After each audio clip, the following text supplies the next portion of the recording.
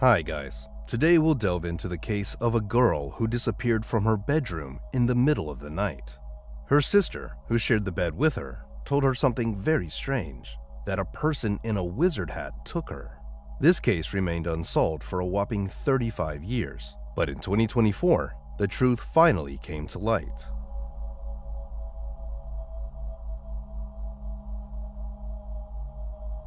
Jessica Gutierrez was born on December 3, 1981, in South Carolina. She was the youngest in her family, with 2 sisters and a brother. Shortly after her birth, Jessica's parents divorced, leaving her mom, Debbie, to raise 4 children on her own. They all lived in a small town called Edmond near the state capital.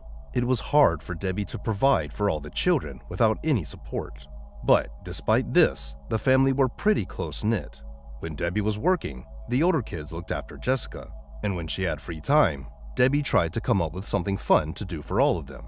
On June 5, 1986, their family was spending a typical summer day. Jessica, who was 4 at the time, was playing in the yard with her siblings while their mom finished up some jobs around the house. In the evening, they all had dinner together, and Debbie put the children to bed. Jessica usually slept with her mom on the same bed since she was the youngest, but on that particular day, her brother had an earache, so Debbie decided to let him sleep with her.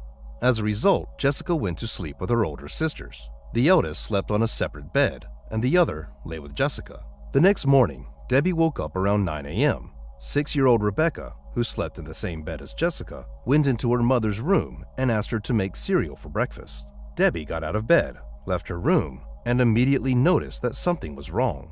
The front door, which she always locked before going to bed, was wide open, and their dog, who usually stayed outside, was running around the house. There was also a curtain rod laying under the back window, and the protective screen had been removed from it. Debbie went into the girl's room, but Jessica was nowhere to be found. She also noticed some papers scattered on the floor. When she asked her older daughters where their sister was, Rebecca replied, "She's gone. A man with a beard and a magic hat took her." Thinking her 6-year-old daughter was just joking, the mother went to look for Jessica. She thought maybe her daughter had gone out to play in the yard, but she wasn't there. Debbie searched the entire house, hoping Jessica was just playing hide and seek. But pretty soon, she realized that Jessica was not in the house. So the mother ran back to the girl's room and began demanding Rebecca to tell where her sister was. The girl kept repeating the same thing about the man in the magic hat, and Debbie started to lose her temper. She began shouting and asking why Rebecca hadn't screamed for help if someone was taking her younger sister from the house. After that, Rebecca finally told more details of what had happened. According to her, she woke up in the middle of the night and saw a man with a beard and in a wizard hat next to their bed. He gently picked up Jessica, who was still sleeping, and left the room with her. Rebecca, who was only 6, didn't fully understand what was happening. She was scared and covered her head with a blanket, thinking it was just a weird dream. After lying like that for a while, she fell asleep and didn't even think to tell her mom what had happened in the morning. Realizing that Rebecca was likely telling the truth, Debbie immediately called the police. Officers searched the entire house and came to the conclusion that she could indeed have been abducted. Most likely, the perpetrator entered the house through the living room window by removing the protective screen. Upon closer inspection of the area, they discovered a fingerprint on the exterior of the glass and handed its image to experts. Next to the window, the police found a pack of cigarettes and several cigarette butts. Understanding that they were likely dealing with a kidnapping, investigators installed a recording device on Debbie's phone. This was done in case the kidnapper would call with a ransom demand. The police listened to Rebecca's account, and she told them the same story about the man in a wizard hat. This time, she added that he had unplugged the fan and nightlight before approaching their bed. The girl hadn't seen the kidnapper's face, so her description didn't offer any help to the investigators. They focused on Debbie and brought her to the station, where they asked her to recount all the events of the previous day in the utmost detail. During the conversation, she mentioned that she had a strong guess who might have taken her daughter. Just a few days before, she had ended a relationship with a man she had been dating for several months. According to Debbie, he was quite aggressive and controlling, and he also drank pretty often. The man wasn't happy with Debbie's decision to end their relationship, so she thought he might have decided to take revenge by taking her daughter. She called him from the police station, but he denied any involvement in Jessica's disappearance. The police decided to investigate him further, but found no evidence linking him to the crime. They also checked Jessica's father, but he had long been living out of state and just couldn't have abducted his daughter. Meanwhile, experts ran the fingerprints found on the window through the FBI database, but there were no matches. The police decided to focus on search efforts and began combing the area around Jessica's house. It was located on the outskirts, with endless fields stretching for many miles around it. Police searched abandoned buildings, forests, streams, and rivers, as well as any other places where Jessica could potentially be. The next day, the FBI joined the investigation, but they still couldn't find any traces of the missing girl. Police started distributing flyers not only in nearby towns, but throughout the entire state. The sheriff also sent an airplane to survey the area from the air. The search continued for several days, and during this time, Debbie was restless. With 3 children to care for, she was unable to go out and search for her daughter. The police rarely spoke with her, only responding when she reached out to them herself. On Saturday, 2 days after Jessica's disappearance, Debbie decided to call the sheriff and ask whether they would continue the search over the weekend. She was understandably beside herself with grief, and the conversation became quite tense. Debbie accused the sheriff of negligence and lack of interest in finding Jessica. The sheriff responded that he had been searching for her daughter all night and warned that if she persisted in accusing him, he would call off his team and they would all simply forget about this case. Since Debbie's phone still recorded everything, she saved this recording. The woman continued to believe that the police were not doing enough to find her daughter, so she was losing more and more hope of finding Jessica alive with each passing day. This went on for several months until there was a rather unexpected twist in the case. 10 weeks after Jessica's disappearance, the police faced a series of crimes. A local man had broken into someone's house, but the owner used a weapon to scare him off. Then, this man stole a van and drove to North Carolina, where he broke into a home of a sleeping woman and assaulted her. Shortly after this incident, the man was arrested and his fingerprints were entered into the database. Once they were there, investigators got a full match. His fingerprints matched those left on the window in Jessica's house. The man was a 27-year-old Thomas McDowell, and as soon as Debbie learned about this, she immediately told the police. She knew this person. She had met Thomas through relatives, and just a few months before Jessica's disappearance, she had hired him to do some work on their property. Over the course of 2 days spent at her house, he had built a shed and repaired the awning over the porch. Another curious fact was that Thomas had a beard and always wore a tall cowboy hat. This led to the thought that Rebecca, who only briefly saw the abductor in the darkness, might have mistaken this headgear for a wizard's hat, similar to those she'd seen in cartoons. But there was one huge problem for the investigators. Despite the fingerprint match, they deemed this evidence insufficient to press charges. They still didn't have Jessica's body, so they couldn't be 100% sure she was not alive. The presence of Thomas's fingerprints on the window could also have an explanation unrelated to the abduction. Since he worked on Debbie's property for 2 days, the fingerprint could have been left during that time. Although such a possibility was quite unlikely. During the inspection of the house, forensic experts noted that the fingerprint appeared fresh. It hadn't been exposed to external factors, such as weather, which could have visually altered it. Debbie also regularly cleaned this window where the fingerprint was found. When her children played in the yard and wanted to say something to her, they would run up to this open window, lean on it with their hands, and shout. Given that the children's hands were almost always dirty, Debbie had to constantly clean the glass. Thomas had been working on her property around 6 months before the abduction, and there were no other fingerprints found there at the time of the investigation. This indicated that the man almost certainly could not have left the fingerprint back then, or else it would have been wiped out. Debbie also added another interesting fact. She remembered that when Thomas worked on her property, she accidentally locked herself out of the house, leaving the keys inside. As a result, she had to climb through the same window, and Thomas saw her doing it. But all these facts didn't convince the police. They continued to believe that there wasn't enough evidence against Thomas to press charges. In 1987, he was convicted of assaulting the woman whose home he broke into and was sentenced to 10 years in prison. Debbie was shattered by the fact that the police refused to charge him with the abduction, but there was nothing she could do about it. That same year, something else happened. Thomas's cellmate contacted the police and told them that Thomas had confessed to him about committing the crime. According to Thomas, he abducted a girl in South Carolina from her own bedroom to assault her. While he was committing this horrible act, the victim bit him, and in a fit of rage, he killed her. Thomas dismembered the remains, took them to a field, and left them there. Investigators in Jessica's case went to prison to speak with him, and Thomas didn't even bother to deny it. Nevertheless, he said he was willing to confess if they provide him with full immunity. The authorities obviously couldn't agree to such terms, so the police once again came up empty-handed. Learning that Thomas had escaped punishment, his cellmate wrote a letter to Debbie and told her this story. Once again, she was shocked by the fact that Thomas was allowed to evade justice, but there was nothing she could do about it.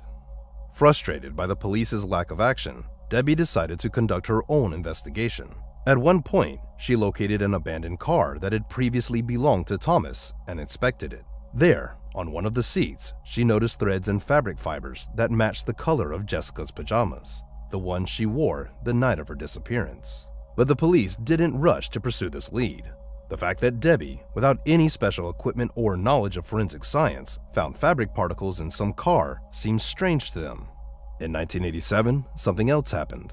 Police from Kansas contacted local investigators and reported that they found a girl fitting Jessica's description.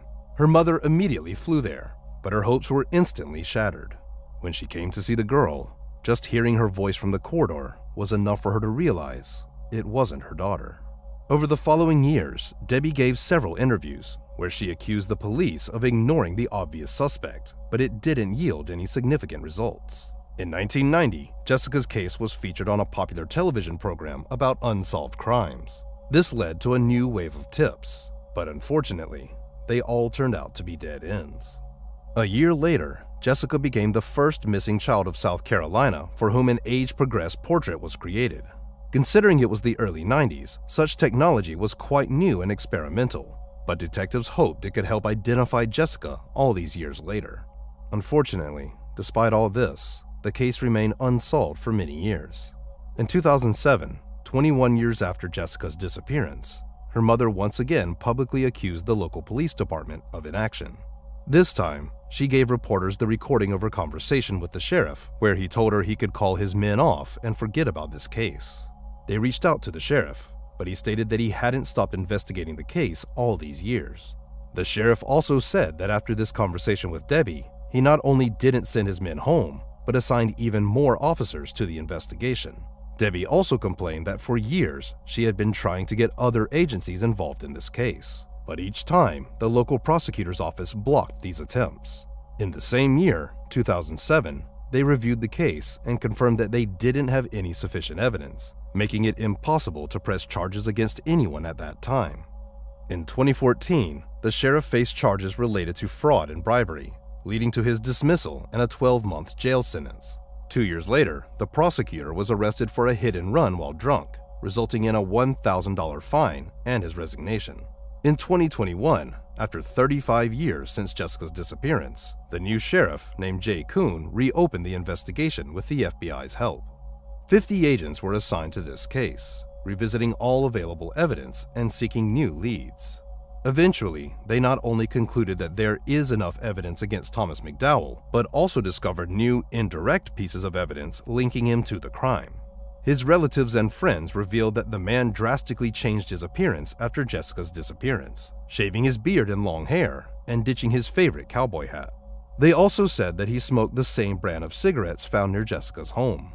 Unfortunately, experts couldn't find any traces of DNA on these pieces of evidence, probably due to the fact that they've been tested multiple times in the past, which might have wiped out any biological traces. While all these factors added to suspicion against Thomas, the key evidence remained his fingerprint and the testimony of his former cellmate. Eventually, detectives believed that they had enough evidence to bring the case to trial, and in January 2022, Thomas was finally arrested. At 62 years old, Thomas refused to admit guilt, and preparation for the trial stretched for several years. It began only in January 2024, and Thomas's lawyers attempted to challenge the existing evidence. They argued that the fingerprint on the glass was left when Thomas had worked on the property. The defense also tried to use Rebecca's testimony. As we recall, Jessica's sister said that she saw a man in a wizard hat. Thomas's lawyers tried to convince everyone that the girl couldn't have mistaken a cowboy hat for a wizard's, as they are completely different. However, experts brought in by the prosecution pointed out that the fingerprint was clearly fresh. If it had been left a few months before the abduction, it would have either been erased or altered by the weather. During the trial, a former inmate also testified, repeating Thomas's confession made in prison in 1987. The prosecution pointed out that an outsider from another state would unlikely know the details of the case. Moreover, in those years, Thomas himself said he was willing to confess, but asked for full immunity, which was obviously not an option. The trial ended on February 8th, and the jury unanimously found Thomas guilty. At 63 years old, he was sentenced to life in prison. For Debbie, who had been convinced of his guilt from the early years of the investigation, the outcome of this case stirred conflicting emotions.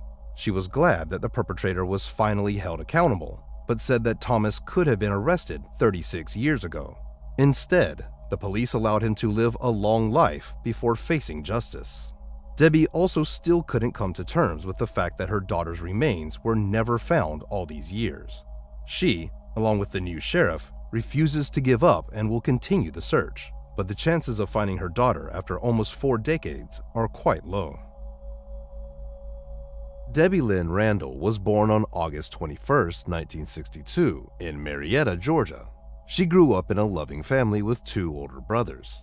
Sometime after Debbie's birth, her parents divorced, but her dad remained involved in their lives. A few years later, their mom married a man named Roy, and he became Debbie's stepfather. They all lived in a small apartment building in a quiet neighborhood near a military base.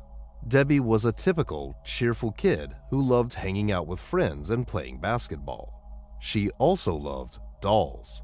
Debbie had a large collection and spent a lot of time playing with them.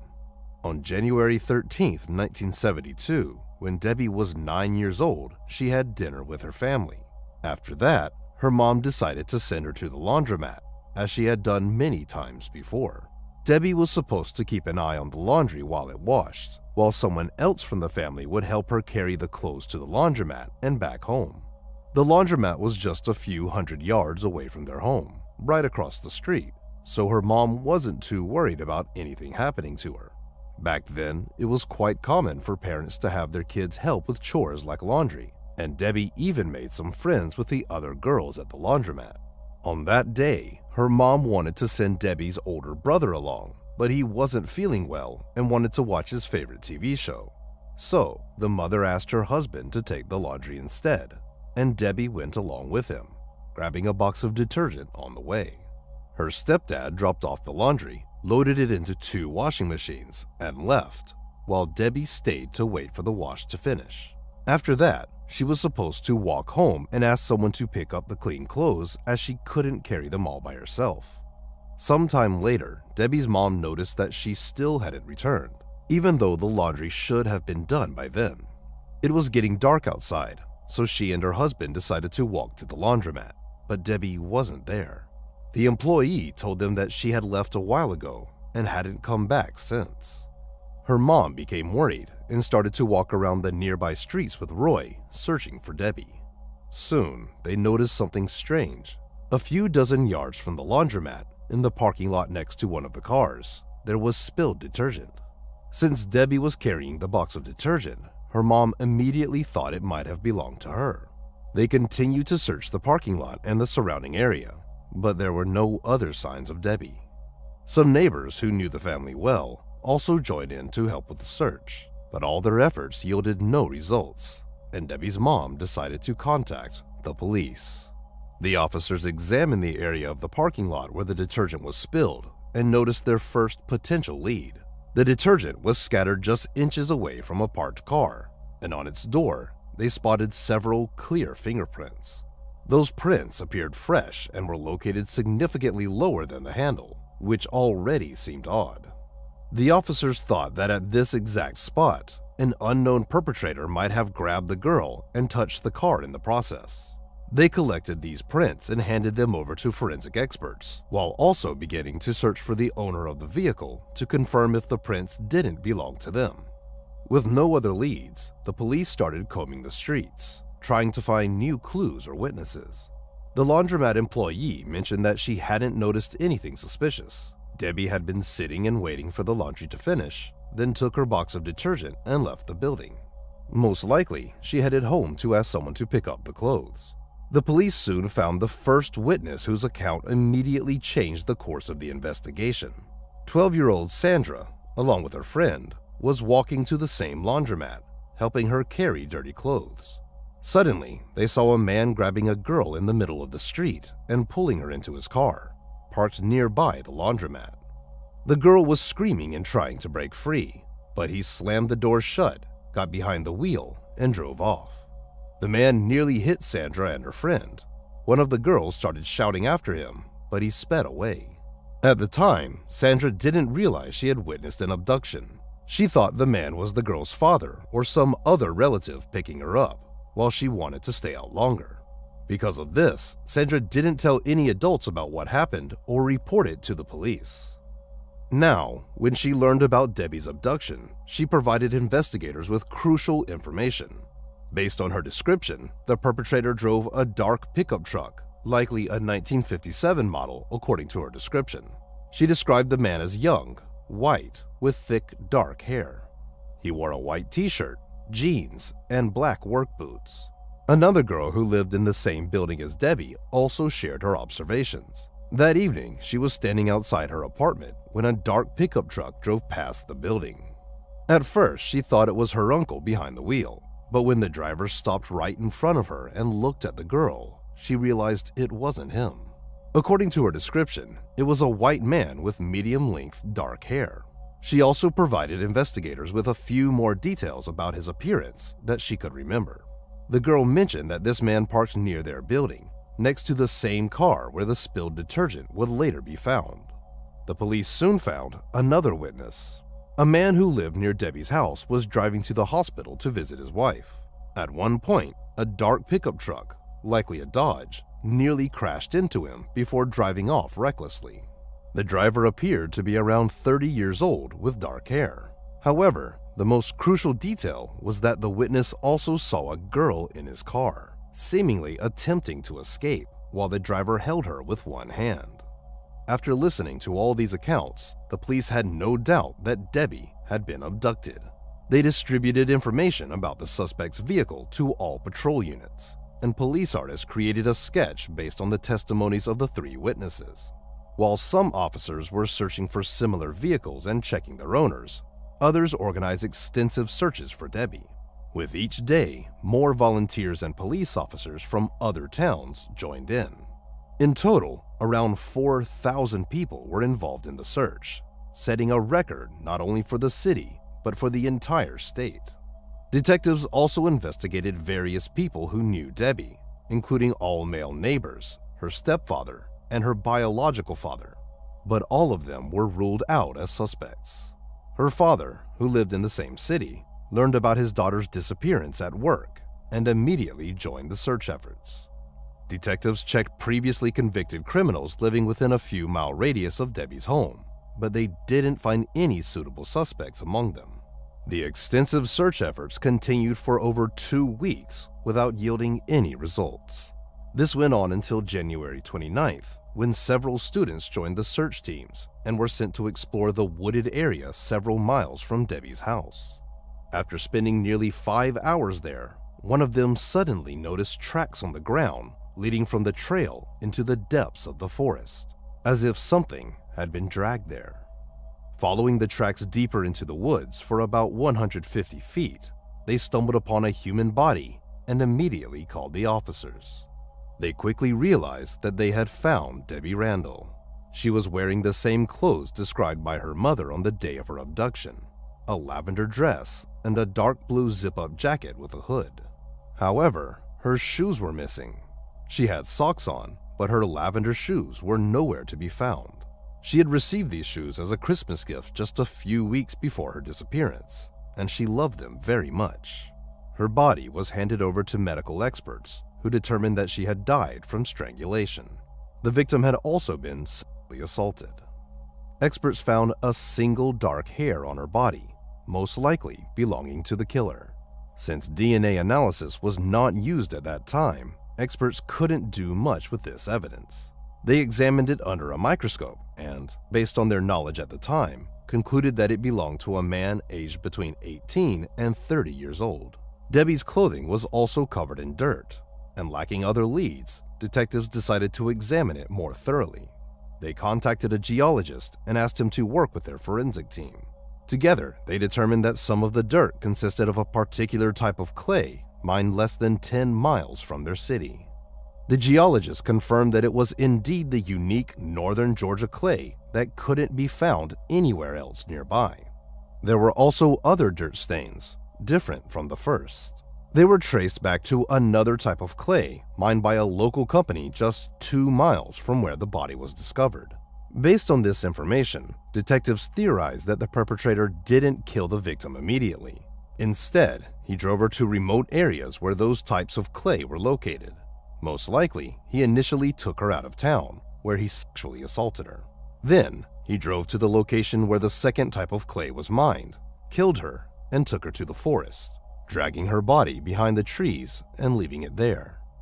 Supporting this theory were not only the clay traces, but also the forensic analysis indicating that Debbie was already dead when brought to the forest. If the perpetrator had killed her there would have been signs of a struggle around that area. The traces on the ground from the trail into the trees also suggested that the victim was already dead. The clay mining sites were quite remote and difficult to access, leading detectives to speculate that the killer might have worked there. They reached out to the mining companies, and a supervisor for one of them confirmed this theory. It was hard to believe that someone unfamiliar with that area could have taken the abducted girl there. Even the workers themselves sometimes struggled to navigate through these vast areas.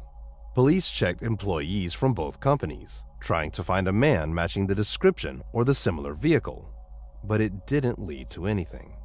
They also had fingerprints left on the car just inches away from the abduction site and compared them with all suspects. But this yielded no results either.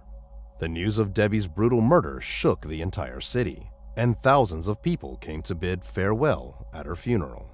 The local police department continued their efforts to find the killer and bring them to justice, but they couldn't find any new leads, hitting dead ends over and over again.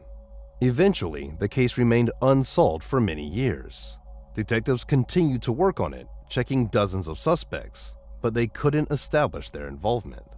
For the lead detective on the case, Morris Nix, Debbie's murder remained a priority throughout his entire career. The crime happened when he was just 19, and he had been involved in the search and investigation from day one. For many years, Nix pursued various leads, scrutinized different suspects, and eventually compiled a list of 4 men whom he considered the most likely suspects. When the FBI established a DNA database, experts were able to extract the genetic profile of the perpetrator from the hair found on Debbie's body. It was entered into the database, but no matches were found. This indicated that the killer either had never been convicted of other serious crimes, or it occurred before the time when DNA samples started being collected from such individuals. In 2015, 43 years after the murder, the case was reopened, and detectives decided to re-examine the victim's clothing using modern technology. It had been stored in the evidence warehouse all this time, and experts found biological material from an unknown man on it.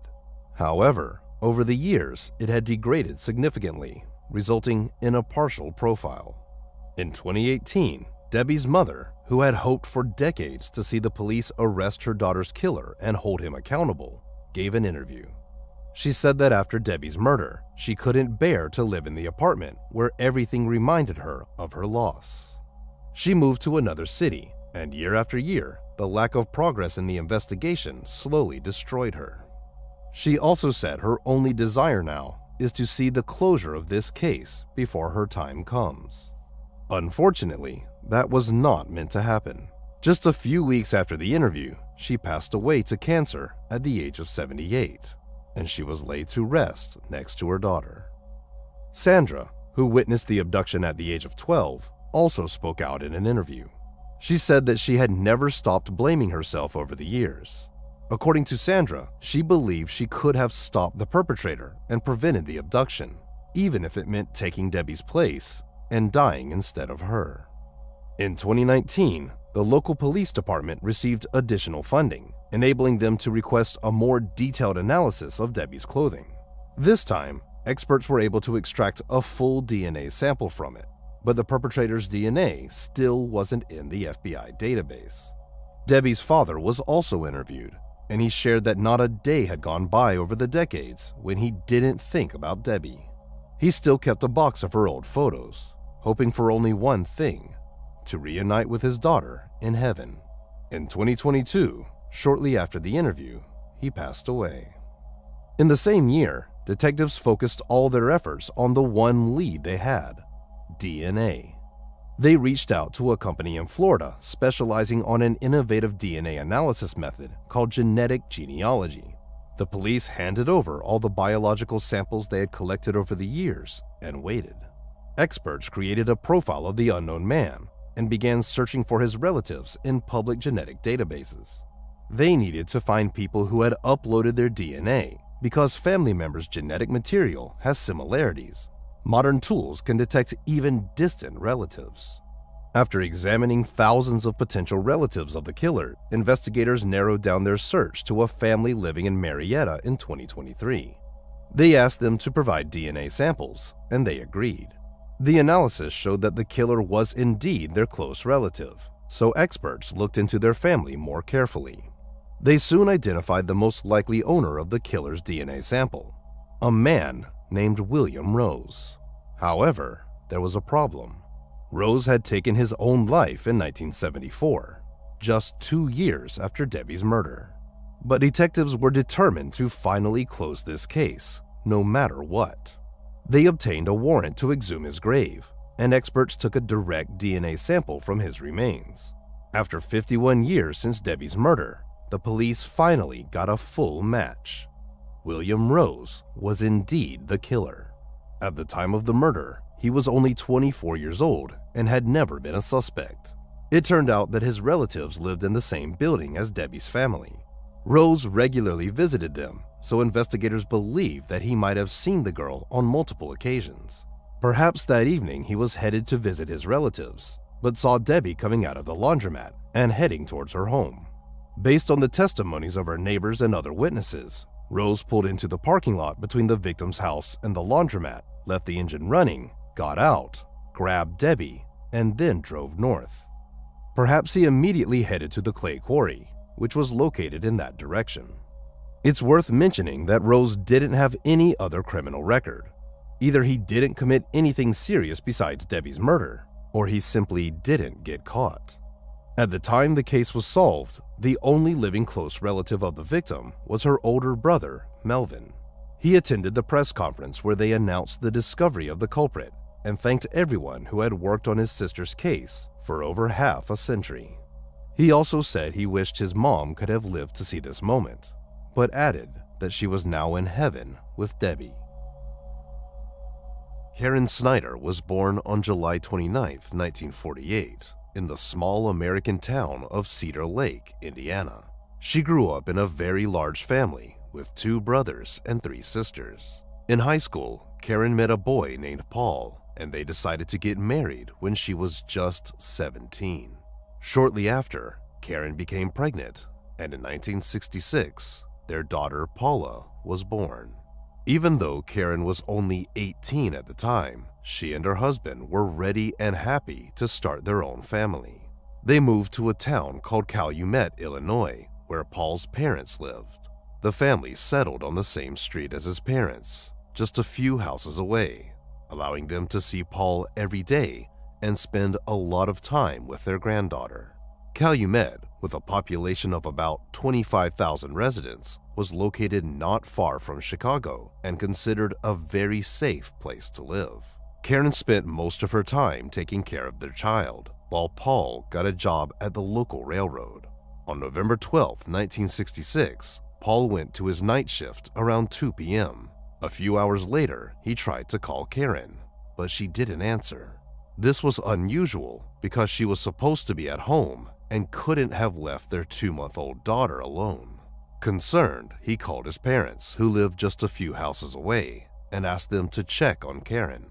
They walked down the street and knocked on the door, but there was no response. His parents didn't have a spare key, so they continued knocking for a few minutes and then went back home to call their son. Paul became even more worried and decided to leave work early to check if everything was all right. As he approached the house, his concern grew even more. The porch light was off, and the blinds were tightly closed. This was unusual because Karen always left the porch light on for him when he worked the night shift. Paul tried to open the door with his key and realized it was unlocked. He entered the living room and was relieved to find his 2-month-old daughter sleeping in a playpen near the working TV. However, Karen was nowhere to be seen, so he began calling out her name while checking each room. As Paul decided to go upstairs, he tried to turn on the staircase light, but the switch didn't work. He made his way to the bedroom and turned on a lamp, revealing a horrifying scene. The room was in disarray, and there was blood everywhere. On the floor lay Karen, showing no signs of life, and Paul immediately realized she was dead. Recovering from the shock, Paul went downstairs, called the police, and took his daughter outside. While he was waiting for the police and ambulance, his parents came out to the street and saw him crying and pleading for help. Paul's mother grabbed the flashlight and rushed into the house, hoping to help Karen. But as soon as she saw Karen's blood-covered body, she knew it was too late to save her. Soon after, the medics and police arrived. The doctors could only confirm Karen's death, and the investigators began examining the crime scene. On the back door lock, they found shallow scratches, indicating an attempted break-in. However, the door was still locked, suggesting the intruder initially tried to enter this way, but failed. Next, they discovered a broken basement window with a trail of blood leading from it to the front door. Investigators speculated that after failing to open the back door, the intruder tried to enter through the basement and cut themselves on the glass, evidenced by the blood on it. The fact that the intruder didn't enter through the basement but went to the front door suggests it was either unlocked or Karen opened it herself. In the living room, they found more blood, indicating that the attack likely started there, catching Karen near her daughter's crib. The blood trail continued from the living room up the stairs, down the hallway, and into the couple's bedroom, where Karen's body was found. The bedroom was a chaotic scene, blood everywhere, and many items scattered and broken, indicating Karen fought back fiercely. There was a phone in the bedroom, but it had been ripped from the wall. Police believe Karen might have run there ahead of the intruder to call for help, but she couldn't. In those days, there wasn't a single emergency number like 911. Local police had their own number, so detectives thought she might have dialed incorrectly in her haste. Investigators also found a blood-covered light bulb on the floor, which had been unscrewed from the socket above the stairs. It seemed the intruder did this, though the reason was unclear. Perhaps he unscrewed it while following Karen upstairs, giving her a brief moment to try calling the police. In the downstairs bathroom, police discovered a pile of bloodied clothes and various items. Among them were a pair of pants, a bedsheet, and a washcloth. Detectives speculated that the killer used these items to wipe the blood off his hands and clothes. It appeared he also attempted to clean himself with the washcloth, or possibly tried to use it to wipe blood off the floor to cover his tracks. However, given the amount of blood throughout the house, these efforts were clearly futile. After using these items, the killer threw them into the bathtub and fled the scene. This indicated to investigators that he remained in the house for some time after the murder, although they couldn't determine the exact period of time. Detectives began their investigation and quickly ruled out the possibility of a botched robbery. The only missing items were Karen's blue wallet, containing about $50, and one of the bedside lamps, which had no significant value. Medical examiners found 124 stab wounds on Karen's body, most concentrated in the chest area. Such brutality suggested the attacker had personal motives. Experts identified the likely weapon as a knife with a narrow blade, similar to a stiletto, but police couldn't find it inside the house or anywhere nearby. Karen was fully clothed and no signs of sexual assault were found, but investigators didn't rule out that the attacker might have had such a motive, but for some reason was unable to carry it out. The time of death was estimated between 4 and 6 p.m. Since Paul discovered her body around 11 p.m., the killer must have left the house several hours earlier. Detectives began their investigation by speaking with the victim's relatives and friends. According to Paul's mother, Karen had mentioned being afraid to live in that house and said she wanted to move to Indiana where her parents lived. However, she didn't specify the reasons for her fear, and investigators couldn't find any more information.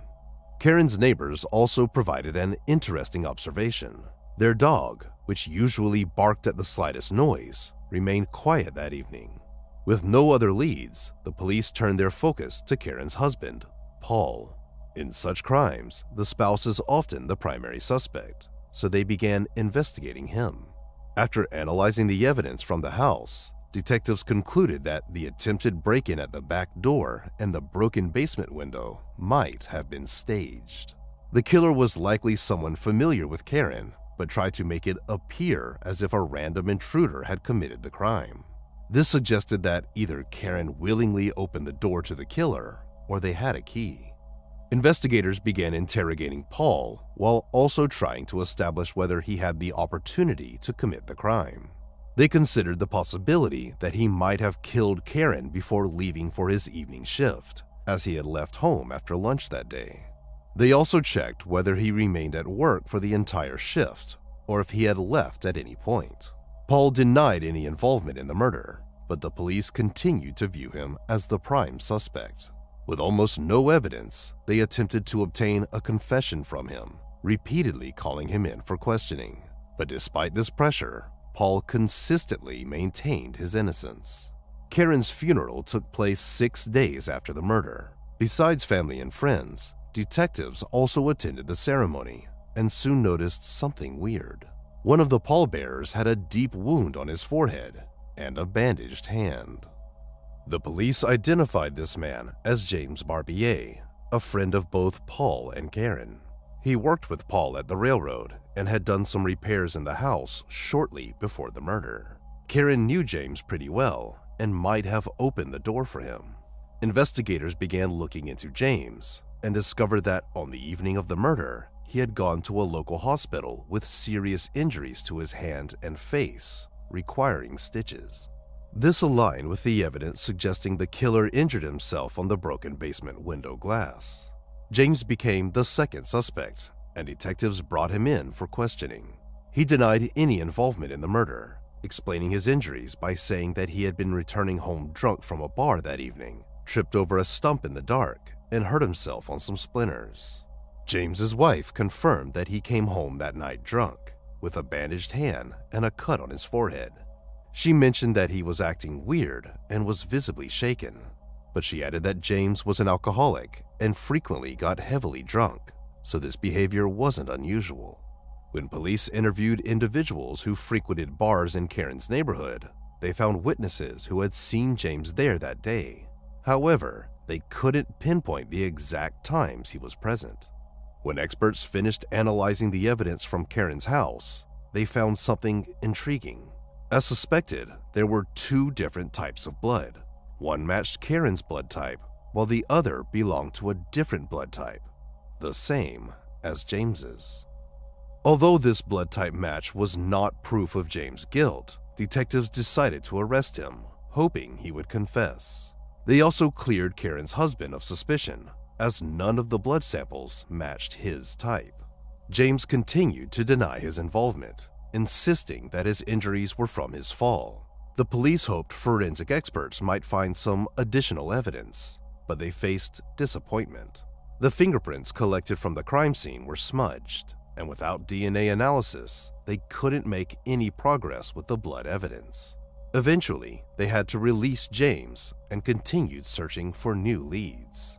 Since then, investigators have looked into several other suspects and interviewed dozens of people, but the case remained unsolved for many years.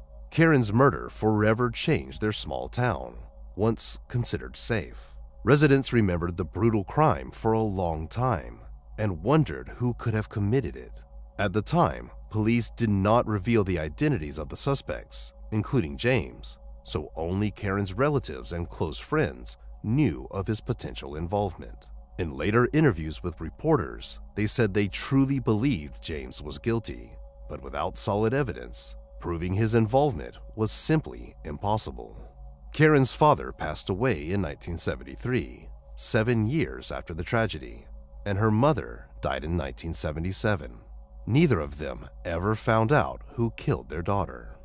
Paul eventually remarried, and his second wife helped raise Paula, essentially becoming the mother the girl never had the chance to remember. Her relatives decided not to tell her how her biological mother died, trying to shield the girl from the horrific details. Paula later recalled that when she started school, other kids teased her simply because her mother was dead. A few years later, understanding that she might hear the truth from others or come across news reports, her relatives finally told her what had happened to Karen. In 1989, at the age of 45, Paul passed away from health problems, never learning the truth either.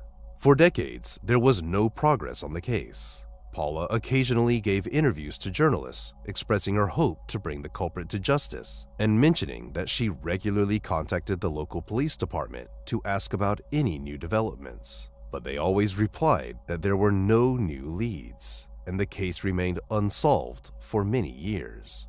This continued until the end of 2022, when one day the police received a call.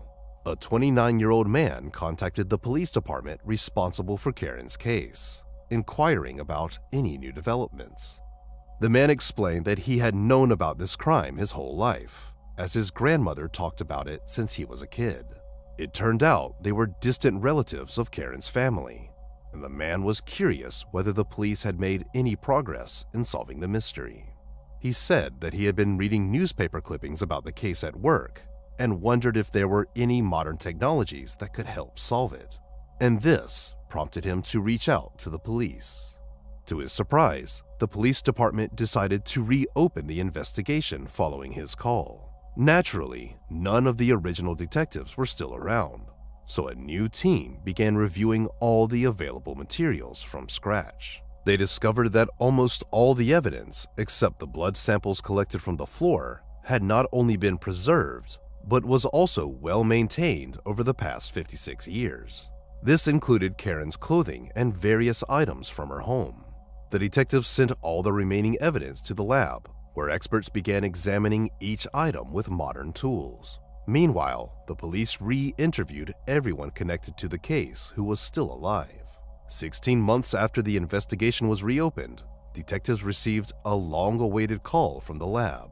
Experts had found several drops of blood on Karen's dress and extracted a DNA profile of an unknown male. The police immediately obtained a warrant from a judge to collect a genetic sample from the main suspect, James, who was still alive.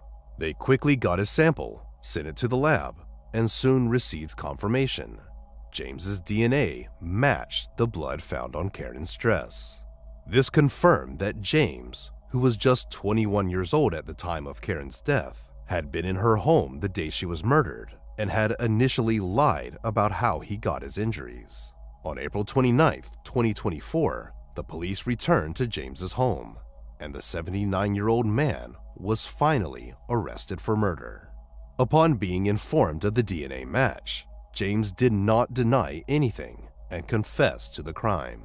While the police have not yet disclosed all details of his interrogation due to the ongoing legal proceedings, James admitted that he had known his entire life that he would eventually be caught.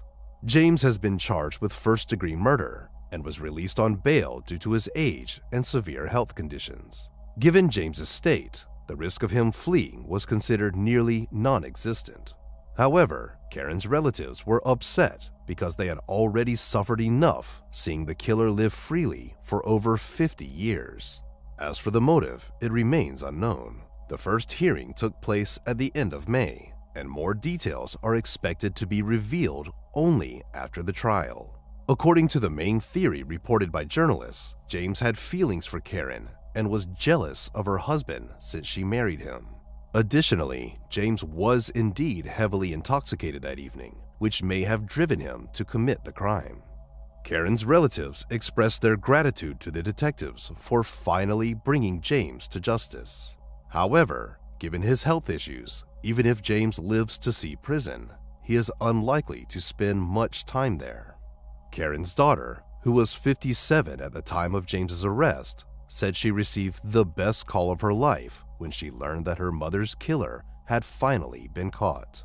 She admitted she had lost hope and was surprised that the evidence had been so well preserved. She also revealed that she blames James for her father's early death. Beyond dealing with the brutal murder of his wife, her father had spent the rest of his life almost certain that his close friend was responsible, and it was very hard for him to see James continue to live freely. Melissa Tremblay was born on March 1, 1977, in Lawrence, Massachusetts. When she was just a month old, her biological parents gave her up for adoption, and she was adopted by Jeanette and Robert Tremblay. Melissa grew up in the nearby town of Salem, New Hampshire. She was a very energetic child who loved fashion, singing, and had a passion for reading from a young age. Melissa had many friends at school and spent a lot of time at the Boys and Girls Club of America. When she was 9, her adoptive parents divorced, and her father hasn't been involved in her life since. Sometime later, her mother started dating another man named Robert, but he didn't live with them. On September 11, 1988, when she was 11, her mother took Melissa to Lawrence, where she was supposed to meet Robert. They often spent time at a local bar, and Jeanette frequently took Melissa along because she had no one to leave her with. Usually, her mom would let Melissa play outside since she got bored sitting with them. Jeanette always told her not to go far, so Melissa spent time on the nearby streets. Because her mom went to this bar quite often, Melissa made friends with other kids in the area and would occasionally play with them. That day, Melissa spent most of her time outside, checking in with her mother now and then.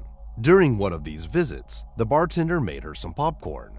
Melissa said she'd come back for it soon and left, but she never returned to the bar. Around 4 p.m., her mother started to worry since Melissa had been gone for a while. She went outside and checked her car, but Melissa was nowhere to be found. She and Robert began searching for her, going street by street, but they couldn't find Melissa. They searched the area for several hours, and around 9 p.m., Jeanette decided to call the police. Officers immediately joined the search, but they also couldn't find any traces of her. By then, it was already dark. It made their task much more difficult, but the police continued searching for Melissa late into the night. They also considered the possibility that she might have run away, but her mother insisted that Melissa was afraid of the dark and didn't like being alone, so she would never have run off. The next day, Melissa's whereabouts were still unknown, and the search continued. This went on until about 3 p.m., when a railroad worker called the police. He had been conducting a routine inspection of an old rail yard just a few hundred yards from the bar. The yard was quite large, with up to 8 tracks in its widest section, although some of them hadn't been used in a long time. There were a lot of empty boxcars, and between 2 of them, the worker noticed something unusual. When he got closer, he realized it was a human body and immediately called the police. Detectives arrived at the scene and quickly identified the body as Melissa Tremblay. Aside from the fact that she had been reported missing since the previous morning, there was a card with her name from the Boys and Girls Club in a purse found near the body. Melissa's body was lying on tracks that were still in use, and one of her legs had been severed. The detectives believed this likely happened due to a passing train, since the section of track was still active. However, they immediately doubted that this was the cause of death. The lead detective noticed several details that contradicted this theory. Melissa's purse, containing the card with her name, was found almost 20 yards from the body. This seemed strange, as it was unlikely that a train accident could have thrown the purse so far. The detective also noticed a large number of footprints and drops of blood near the purse. This led him to suspect that Melissa might have been attacked there, and only then her body was moved to the tracks. The assailant might have hoped to make it look like she died in a train accident. Another factor pointing to foul play was the location itself. The old rail yard, with its numerous empty boxcars, was a known hangout for homeless individuals and those looking for secluded spots to use illegal substances. So the detectives considered the possibility that some of them might have attacked Melissa. Her body was sent to medical examiners, while the police began searching for clues. Since no useful evidence was found at the scene where Melissa was discovered, investigators focused on finding witnesses to piece together the timeline of events. First, they spoke with an employee of the railroad company. He mentioned that the day before the body was found, he saw a girl fitting Melissa's description near the tracks. He told her to leave immediately because it was unsafe for children to be there, and she left the area.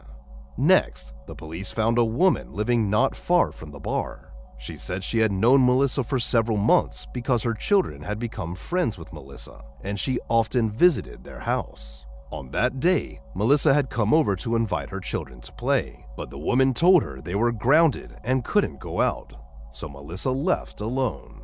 Investigators soon found another witness who provided the first significant lead. He reported seeing a girl resembling Melissa standing next to a van at an intersection near the rail yard, talking to the driver. The witness described this man as rather large, unkempt, around 30 years old, with dark hair and a large beard. The van was brown, old, and rusty. The police considered that this man might be connected to the murder and started searching for similar vehicles. Meanwhile, the medical examiners finished their report and confirmed that the train was not the cause of death. Melissa's body had numerous bruises and 3 fatal stab wounds. No signs of sexual assault were found, and there were no foreign biological samples on her body or clothing. The experts determined that the stab wounds were inflicted with the left hand, suggesting that the perpetrator was likely left-handed. The case was reclassified as a homicide, and detectives focused on finding the killer. However, they still had only one lead: the description of the van seen near Melissa shortly before she disappeared. The police concentrated on finding similar vehicles in the area, but repeatedly hit dead ends. The challenge was that even if they found the right van, linking its owner to the murder would be nearly impossible without a confession. DNA analysis was not yet in use, and there were no additional pieces of evidence, like Melissa's belongings or fingerprints, likely to be found in the van. The police also kept trying to find new witnesses. They interviewed several hundred residents in the area, but this effort yielded no results. Detectives continued searching for the van and other clues for several months, but the case eventually went cold. Melissa's murder received significant media coverage, and many people began blaming her mother for what happened. They were outraged that Jeanette let her 11-year-old daughter wander the streets alone, especially near such a dangerous place as a rail yard. What infuriated them even more was that while Melissa roamed the streets for hours unattended, her mother was drinking in a bar. Rumors began spreading in the newspapers that Jeanette had developed a drinking problem after her divorce and was struggling with her parental responsibilities. People also started blaming social services for failing Melissa by not intervening in the situation. Amid all these accusations, Jeanette refused to speak with media or answer their questions. When reporters reached out to Child Protective Services, they stated they were aware of the family's complicated situation and had tried to take some measures, but revoking Jeanette's parental rights had never been considered. Since then, there had been no progress in the case. Police repeatedly reviewed it and examined potential suspects, but this yielded no results. In 2000, 12 years after the murder, investigators identified their first potential suspect: Tommy Lynn Sells. He confessed to 22 murders, and investigators in Melissa's case found that many details of his crime closely matched those of her murder. Moreover, Tommy resembled the van driver seen with the girl, and he often spent nights in empty boxcars while traveling across various states. Detectives began investigating his possible involvement in Melissa's murder, but they eventually concluded that he was unlikely to be responsible. They couldn't find any evidence placing Tommy near Lawrence at that time. Instead, they determined he was probably in another state. The case remained cold for several more years, until 2013, when detectives unexpectedly obtained a new lead. They arrested a man from Lawrence for an unrelated case, and during questioning, he suddenly claimed to know some details about Melissa Tremblay's murder. The man said that in 1988, when he was just 13, he used to steal cars for a living. He spent a lot of time on the streets looking for suitable vehicles, and on the day Melissa disappeared, he saw a girl resembling her. She was sitting on the steps of that same bar, and next to her was a man named Mike. The witness knew Mike, but his family had warned him to stay away from that man because of his questionable reputation. The boy walked past them, and about 10 minutes later, on his way back, he saw the girl leaving the bar with Mike. At some point, another man whom the witness didn't recognize approached them, and the three of them continued walking together. The police asked the witness why he had remained silent for 25 years. He replied that at the time, he didn't want any unnecessary contact with the police. However, when he learned about Melissa's murder and realized he might have seen her, he asked his brother if he should tell someone, but he advised him to stay quiet. However, the detectives immediately found a serious contradiction in the story. According to the witness, he saw the girl on the bar steps when it was already dark outside, but Melissa was reported missing around 4 p.m. when it was still daylight. Given that all the bar patrons and staff were aware of her disappearance, and her mother had been searching for her for hours, the detectives found it highly unlikely that Melissa could have been right outside the bar without being noticed. The police considered the possibility that the witness had either seen a different girl or his account was inaccurate. Despite this, they investigated Mike for potential involvement, but made no progress. Nevertheless, the witness's story brought renewed attention to the old case, and in 2014, it was reopened. By then, DNA analysis was widely used, and the police hoped that experts could find some new clues by re-examining all the available evidence. They examined Melissa's clothing and other items, but found no foreign DNA. However, there was something else among the evidence: samples taken from under Melissa's nails, collected in case she had scratched her attacker. The experts analyzed these samples and indeed found traces of foreign skin, which were promptly sent to the lab. But there was a new problem. Experts were able to extract a DNA profile of an unknown male, but it was only partial. It wasn't enough to get a match in the database, but the investigators were determined not to give up.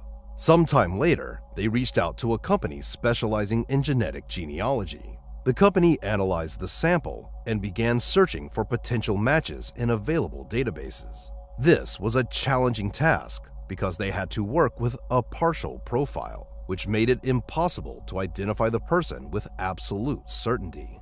Nevertheless, through meticulous work, they managed to find a possible distant relative of the sample's owner in the databases. This led them to a specific family with the last name McClendon. Detectives began investigating the members of this family, trying to determine who might have committed the crime. This process took several years due to the primary challenge: the lack of a complete DNA profile to definitively prove the guilt of any family member. Therefore, investigators carefully examined who among them could have been in Lawrence in 1988, matched all the criteria like age, and so on. Eventually, they focused on 2 brothers, one of whom was Marvin McClendon. Marvin lived in Alabama, but investigators discovered that in the late 80s, he lived just 20 minutes away from Lawrence and worked as a carpenter. Digging into Marvin's past, they learned that he frequently visited a church located just a few hundred yards from the bar where Melissa was last seen. Marvin had also worked as a prison guard for about 30 years, but with breaks, one of which occurred in 1988. The intriguing findings didn't stop there. Police found that Marvin owned an old brown van during those years, which he used for work. Despite this, Marvin had no criminal record, aside from numerous traffic fines for not wearing a seatbelt. He had been married twice, but both wives had left him. He had 2 sons from his first marriage, but was not actively involved in their lives. Finally, Marvin was left-handed, unlike all his close male relatives. While detectives were investigating this suspect, Melissa's mother passed away in 2015 at the age of 70. She had struggled with a severe illness for a long time and never found out who killed her daughter. After gathering all the information on Marvin and checking his other relatives, detectives concluded that he was the most likely perpetrator. In 2021, they went to Alabama to question him about that time in the late 80s. Eventually, they brought up the murder of Melissa Tremblay, and Marvin claimed he had nothing to do with it. When told that DNA from one of his close relatives was found on the victim, Marvin suggested that the killer might be his brother. That same year, Marvin voluntarily provided his DNA sample, but experts still couldn't establish a complete match. The partial profile from under Melissa's nails only indicated that Marvin was either closely related to the killer or was the killer himself. However, investigators who had already examined all his close male relatives knew that none of them could have committed the crime, leaving Marvin as the prime suspect. They also understood that without a full DNA match, it would be extremely challenging for the prosecution to secure a conviction. As a result, they spent another year trying to find any additional clues.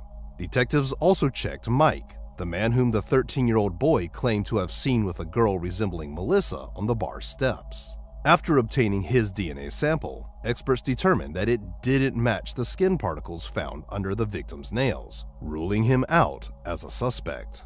They visited Marvin several times, asking him various questions, and in April 2022, they finally decided to arrest him. Despite his continued claims of innocence, Marvin allegedly made a suspicious remark during his arrest. He told one of the officers, "At least I got to enjoy 20 years of my pension." Marvin, who was 74 years old at the time, was sent to jail awaiting trial. The judge had to place him under constant protection because other inmates quickly learned about his charges and the fact that he had worked as a prison guard. Without conclusive evidence, the prosecution relied on a process of elimination. DNA from someone in Marvin's family was found under the victim's nails, but none of his close relatives had the opportunity to commit the crime. As for distant relatives, a match with their DNA would be less evident, and experts could easily see the difference. They also pointed out that in 1988, Marvin frequently visited a church on the same street as the bar, owned a similar van, and matched the description given by a witness who saw a girl near his vehicle. The trial began in December 2022. Marvin's lawyer immediately focused on the lack of a complete DNA profile of the perpetrator, claiming that without it, his client's guilt couldn't be confirmed. The defense then called two experts. One was a forensic specialist who testified that, based on crime scene photos, she couldn't confirm that the killer was indeed left-handed. The other was a genetics expert who argued that a partial DNA match with one family doesn't rule out the possibility of it belonging to distant relatives, as any person can have hundreds or thousands of them. Marvin declined to testify in his defense, and by the end of December, the jury began their deliberations. It took them almost a week, and on December 27th, they reported being unable to reach a unanimous decision. Some jurors felt that without a complete DNA profile, they couldn't definitively convict Marvin, leading the judge to declare a mistrial. In early 2024, the prosecution announced plans for a retrial, set to begin on September 30th, 2024. Until then, Marvin will remain in jail. Considering that he is 76 years old now and suffering from multiple health issues, there's a possibility he might not survive until the end of the new trial. If the court fails to convict him again, Marvin could be released, leaving Melissa's murder unresolved, and we may never learn the truth. Tanya Van Cuylenborg was born on March 7, 1969, in Victoria, Canada. She had loving parents and an older brother she was very close to.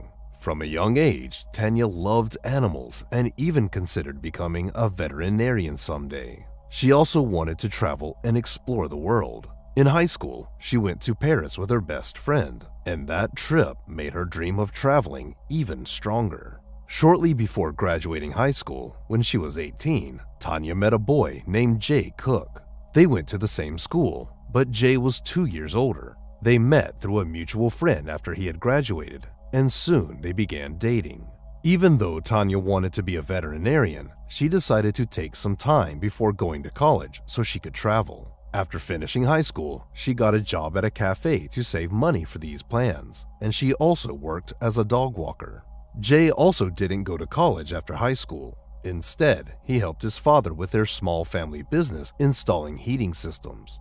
In November 1987, Jay's father received an order, but the local suppliers didn't have one of the key parts in stock.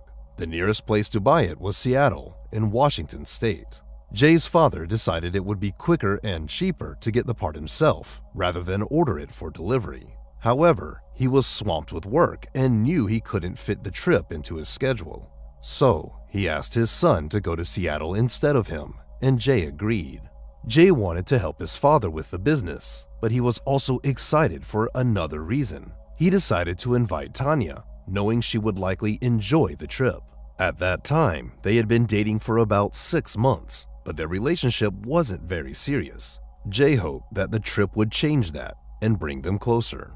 As he expected, Tanya agreed right away. They planned to leave Victoria in the morning, reach Seattle by evening, and return the next day. Jay's father gave him his van and money to book a hotel room for the night. However, Jay and Tanya decided to save that money and just sleep in the van. Jay's father also gave him a check for $700 to buy the part and a few $100s for other expenses. Despite Seattle being relatively close to Victoria, the couple had to take 2 ferries, first to get into the US and then to cross the bay near Seattle. On the morning of November 18th, the couple got into the van and headed to the first ferry, which would take them to Port Angeles. Their parents expected them to return home the next day in the afternoon, but Tanya and Jay never showed up. Their families began to worry almost immediately, knowing the ferry schedule and realizing that if the couple had taken the ferry, they should have been home by now. However, the parents considered the possibility that Tanya and Jay might have simply decided to explore and enjoy the beautiful sights along the way, causing them to miss the ferry in Port Angeles.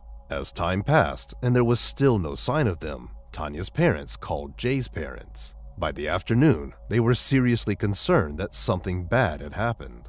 Despite their worries, the family held on to hope that the couple had just decided to extend their trip and continued to wait. Jay and Tanya did not return home by the end of the day, and the next morning their parents went to the police station to file a missing persons report. However, the local police decided there wasn't enough reason to conduct a full search. Tanya was 18 and Jay was 20. There was no direct evidence that they had been harmed or were victims of a crime, so the police assumed the couple had just gone off on an adventure and told their parents to wait a few days. Naturally, they weren't satisfied with this response, but the officers refused to start the search. By that time, Tanya and Jay's parents were completely certain that they wouldn't have just decided to extend their trip for several days. Jay was supposed to do an important job for his father's business, and he had never been so irresponsible before. And if they had indeed decided to extend their trip, they would have at least called their families from a payphone, which were plentiful along their route. Eventually, Tanya's father decided to start the search on his own. First, he and Jay's parents found out that their children never picked up the part in Seattle. The supplier said he had waited for them for several hours, but no one showed up. Next, Tanya's father drove along the route to Seattle, but this didn't yield any results. He found no trace of Tanya, Jay, or their van. Undeterred, he contacted a private company and rented a helicopter with a pilot to survey the area along their route from the air. However, this also led to nothing. Most of the area was covered with dense forests, making it difficult to spot anything. After that, Tanya's father made flyers with information about their disappearance and went to Seattle to post them on the streets. This went on for several days. The families of the missing couple did everything they could to find them, and the local police department finally started taking the case seriously. However, they still believed that Tanya and Jay were just spending time together somewhere and would eventually come home. As a result, they only contacted their colleagues in Seattle, providing a description of the van and information about Tanya and Jay, asking to notify them if anyone spotted them. On November 24th, 5 days after the disappearance, a man went for a walk in the woods near a small town about 90 miles north of Seattle. While walking along the road near an embankment leading into the forest, he noticed something unusual under a tree below. When he took a closer look, he realized it was a human body and immediately called the police. Officers arrived at the scene and discovered the body of a young woman. Her clothes were partially missing, hands were tied, and there was a gunshot wound on her head. Investigators quickly determined that the victim had been killed elsewhere, as there was almost no blood near the body. There was no ID on the victim, so the police checked the list of missing women in the area. They quickly concluded that the victim matched the description of Tanya van Cuylenborg and contacted her father. He went to the morgue and confirmed that the deceased was indeed his daughter. Detectives began their investigation, trying to establish all the details of what had happened. They learned that Tanya had been traveling with Jay, whose whereabouts were still unknown. Jay's van was also missing, leading investigators to consider his possible involvement. Jay's family refused to believe he could have done something like this. They insisted that he had never shown signs of aggression and that he loved Tanya. He also did not own a firearm and would not have been able to purchase one easily. While the police were trying to locate him, they got another call. A bartender from a town called Bellingham, about 18 miles from where the body was found, went outside and saw a wallet and keys on the ground. When he opened the wallet, he found an ID with the name Tanya van Cuylenborg. At first, he didn't call the police. Instead, he took everything back to the bar, thinking the owner might return for them. But after seeing a news report about Tanya's murder on TV, he immediately called 911. Detectives searched the area around the bar and found several plastic zip ties, identical to those used to bind Tanya's hands, under the back porch. They also discovered rubber gloves and a half-empty box of bullets. But that wasn't all. One of the officers noticed a van parked nearby, and the police quickly determined that it was the same vehicle Tanya and Jay had traveled in. Inside the van, there was utter chaos. Everything was scattered and broken, but investigators managed to find several important clues. There were numerous receipts that could help reconstruct Tanya and Jay's route, as well as a ferry ticket. This indicated that the couple had indeed made it to Seattle, and something horrible happened to them there. Detectives also noticed that Tanya's camera, which she had taken on the trip, was missing from the van. Since it wasn't found near her body either, they speculated that the killer might have taken it.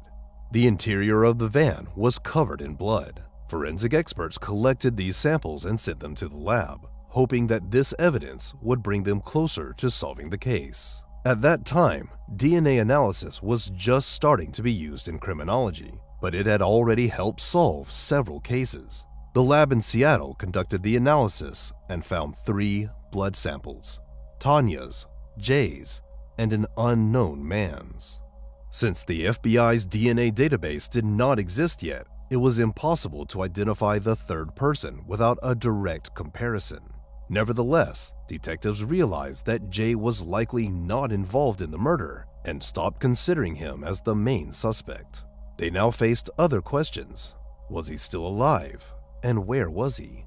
Unfortunately, it didn't take long to find the answer. On November 26, a group of friends went hunting just a few dozen miles from Seattle. While walking near a bridge over a small river, they saw a human body in the bushes and reported it to the police. Investigators quickly identified the deceased as Jay Cook. His body showed numerous bruises, and the cause of death appeared to be strangulation. Given the brutality of this crime, detectives even considered that the perpetrator might have known Jay and had some personal motives. They also theorized that Jay had been killed first, since his body was found closer to Seattle. The perpetrator then drove Tanya in the van almost to the Canadian border, killed her, and left her body in a wooded area. Medical experts also found traces of semen on her body, and DNA analysis revealed that it belonged to the same man whose blood was found in the van. However, his identity remained unknown. At the same time, investigators were trying to reconstruct the couple's route, and the receipts found in the van helped them establish an approximate timeline. After Tanya and Jay took the ferry from Victoria to Port Angeles, they stopped at a store to buy some food. Then, they headed towards Seattle, but Jay apparently missed the turn for the shortest route. This was supported by a receipt from a store in the small town of Hoodsport and the testimony of the store clerk, who saw a young couple matching their description and remembered they asked for directions to the ferry crossing. The clerk also shared an interesting observation. she thought that a man in a brown raincoat was following the couple. He entered the store shortly after them and left right after they did, but she didn't see where the man went next. The next receipt showed detectives that Tanya and Jay had visited a store in the small town of Allen. After that, they reached the ferry near Seattle and bought a ticket. Several witnesses saw them near this location, but detectives couldn't track their movements beyond that point. Investigators began checking various individuals in Seattle who had previous convictions for violent crimes, trying to find suspects, but these efforts yielded no results. Despite having the killer's DNA, the police had no idea how to identify the perpetrator. They suspected this person had committed serious crimes before, as it was hard to believe an amateur could pull off such an elaborate crime. It seemed likely he had followed the couple for a while and managed to abduct them once they reached Seattle. Investigators thought he might have gained their trust by asking for a ride, and at some point used a gun to force them to comply with his demands. They also thought that the killer had deliberately left Tanya's belongings and the rubber gloves in a visible place to taunt the police. Perhaps the killer was trying to say that it was useless to search for his fingerprints since he wore gloves and they wouldn't be able to catch him.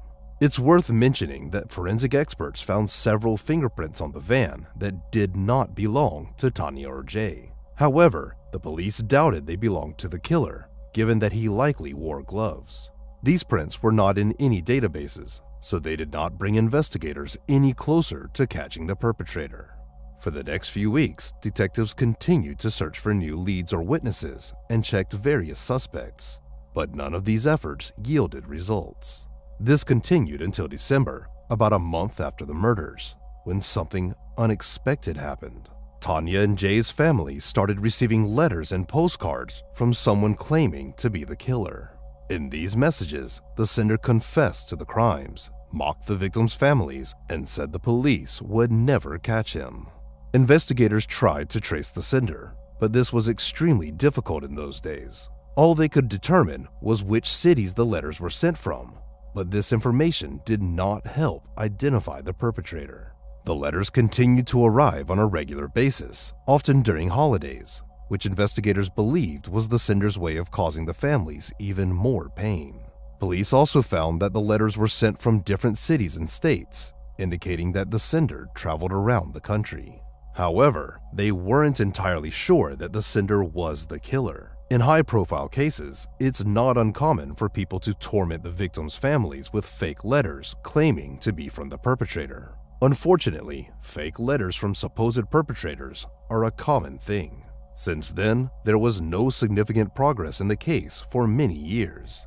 Detectives continued to investigate potential suspects and did not rule out the involvement of a serial killer.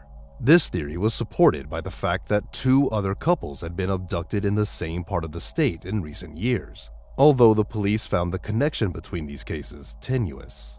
In the following years, investigators caught several serial killers operating in the area, but none were linked to the murders of Tanya and Jay. In 2003, the case was reopened, and detectives entered the perpetrator's DNA sample into the FBI database, but no matches were found. Despite this, they continued to believe that the perpetrator must have had a lengthy criminal history, but either had not been caught by the police or had been arrested before DNA sampling became mandatory. In 2010, something else happened. This case was featured on a popular national TV program, resulting in numerous fresh tips. One caller suggested that he might know the identity of the person who sent the letters to the victims' families. This lead pointed to a 78-year-old man from Seattle, and the police began investigating him.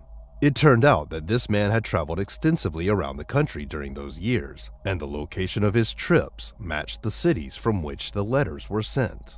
Detectives concluded that he was indeed the author of these letters, but had no connection to the actual murders.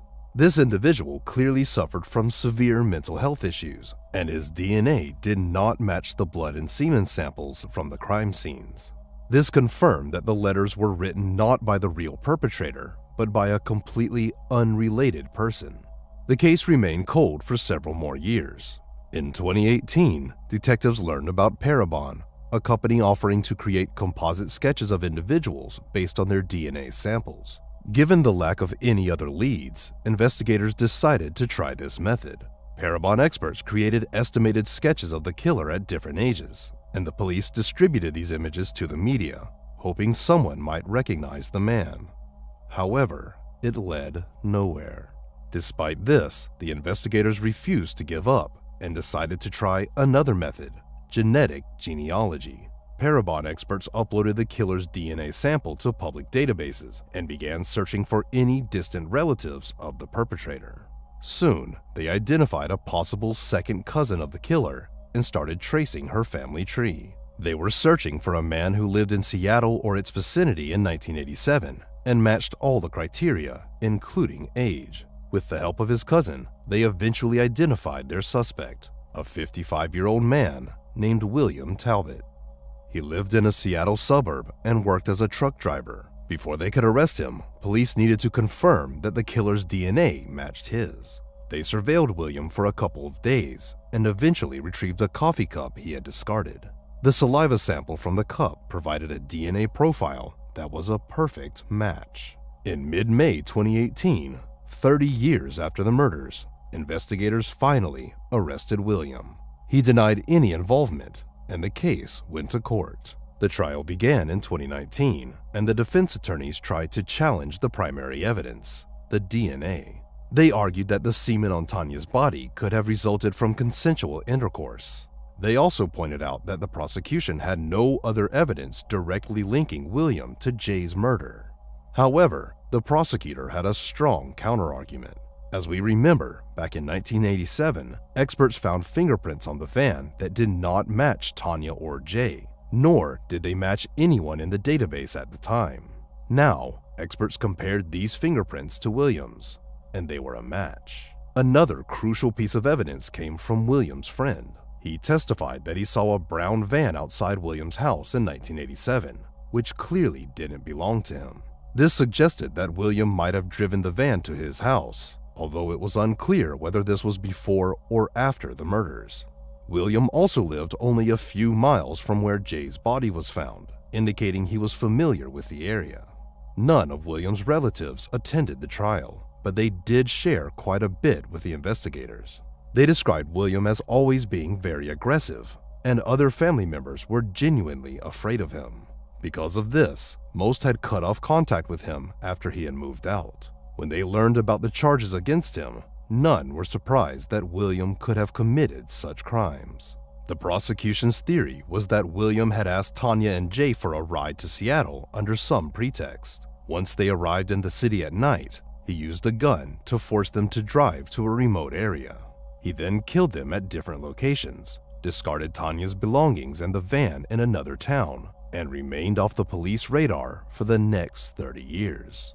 Without a confession, it was impossible to establish more details, but with such substantial evidence, no one doubted William's guilt. The trial ended in June 2019, and William was found guilty of the double murder. He received 2 life sentences without the possibility of parole. Notably, this was the first case where genetic genealogy led to a conviction. However, an unexpected problem arose after the trial. William's lawyers appealed the conviction, arguing that the jury had been biased against the defendant, which they claimed violated his constitutional rights and made the jurors unfit to serve. This led to a judge overturning the conviction in 2021, granting William the right to a retrial. However, in 2022, a higher court reversed this decision, upholding the original conviction. As for William's potential involvement in other crimes, there is still no clarity.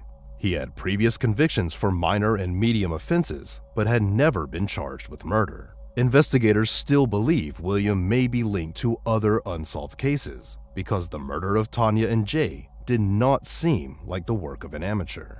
The way he executed the crime and evaded justice for decades indicated he might have killed before, but we may never learn the truth. Share your thoughts on this story in the comments section, and don't forget to press the like button if you enjoyed my video. Thank you for watching.